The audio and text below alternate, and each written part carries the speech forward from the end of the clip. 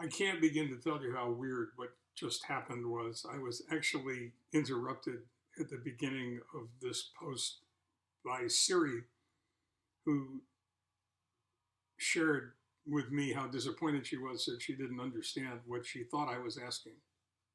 And what I was really asking was for her to go away and be quiet. In any case, more years ago than I care to remember, a dear friend and one of my earliest mentors, a gentleman named Ray Walker, Pactoland Automotive Group, shared with me that he felt, that he believed with a perfect faith, that he had no competition. And I thought that was extremely odd because I knew the market that he was operating in and I understood just how much competition he really had. I never understood what he was talking about, even though he tried to explain it to me until recently. What he said was that he is the competition. He is the person that's innovative and flexible and creative. He's the one who's going to be making changes, taking action, and that everybody in his marketplace was chasing him.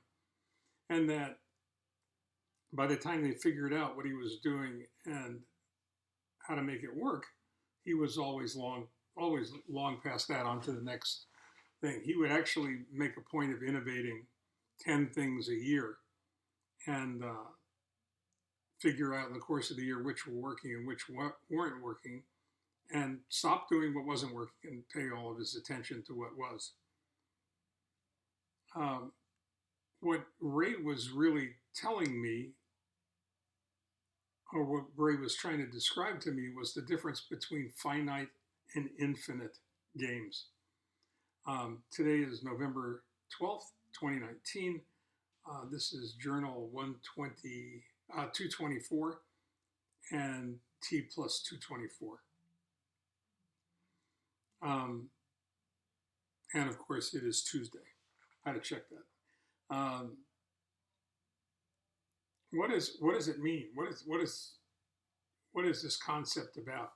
And how did it apply to what Ray was trying to tell me? Most of us are familiar with finite games. We go on a baseball field. We know how many people are on each team. We know what the positions are.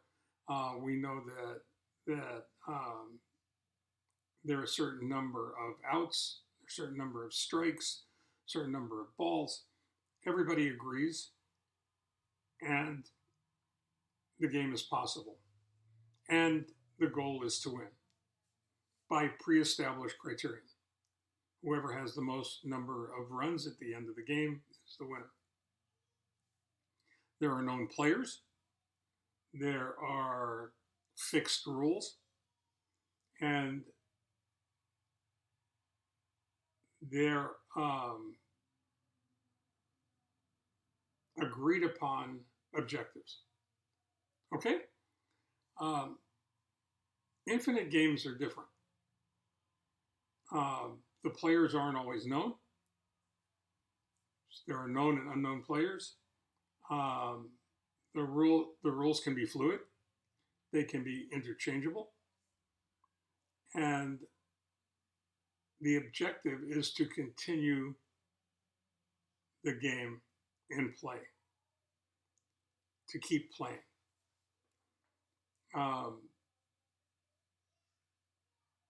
In the Alt MBA course that I took more than a year ago now,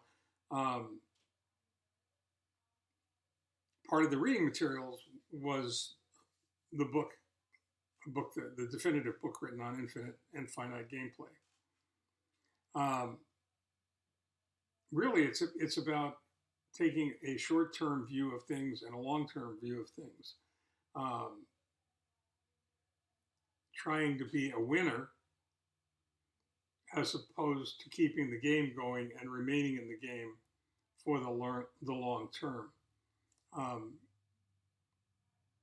Apple is probably one of the best examples of a company involved in infinite gameplay, if you want to use that as an example. If you have a game then that, and you're a finite player, and you're playing a finite player, the game will continue. The game will play. A finite player against a finite player in a finite game. If you have an infinite player involved in an infinite game, the game will continue.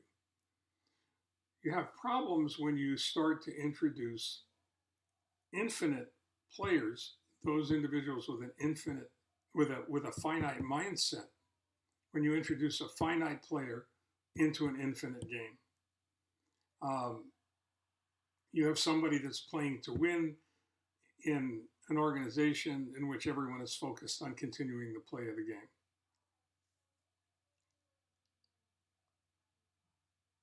What does it mean to play to win? I mean, if you're a small business owner, operator, what does that mean? Does it mean the highest volume? Well, you can have the highest volume, but what about gross profit? What about margin? What about the money that you're left with at the end of the day, the money you get to keep?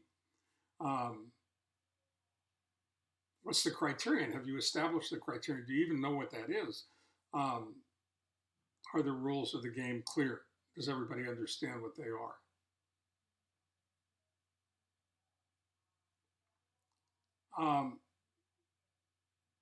What does it look like, and what happens when somebody chooses not to play?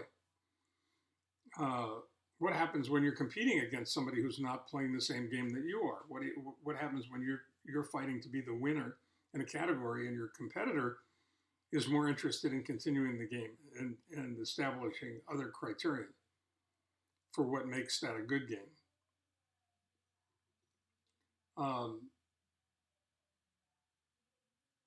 When you introduce a finite player into an infinite game, bad things happen. Trust begins to crumble. Cooperation disappears. And there really is no safe space for innovation. If you have an infinite game established, you've got to have a powerful vision of the future that is compelling enough to allow everyone that's playing, every other infinite player that's involved in that game, to sacrifice their own personal interests, their own personal agendas, for the sake of continuing the game, recognizing that the rewards will somehow be better.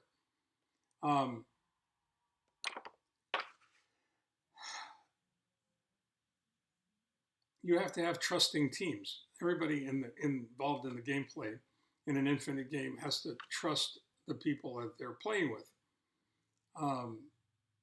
They have to recognize that they can be their true selves and they can do what they think is best. And there's room to make a mistake, and that there's room for forgiveness there. And that with everyone focusing on a long-term outcome, the everyday peaks and valleys of a flow chart aren't what you're looking for. What you're looking for is a stable, sustainable trend line that keeps moving in the right direction. And you should have a rival that's worthy within infinite gameplay. Somebody who challenges you to get better, to be better. Someone to keep your head in the game and make things happen. And you should have the courage to lead. And the more people that fit that criterion, the more people that are willing to lead, the more people that are willing to play in an infinite game, the more powerful the results would be. And you don't have to look much further than Apple to see what that's all about. And this is a lot of talk about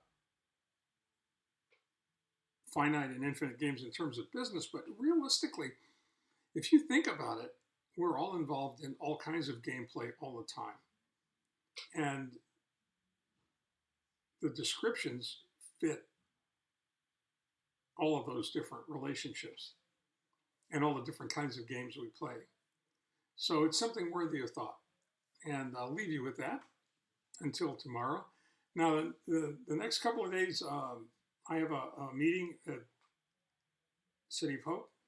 So I don't know what we're going to be talking about later in the day when I return. And then I have a doc visit on Thursday. Got pushed up a week. So we'll be talking more about that later on.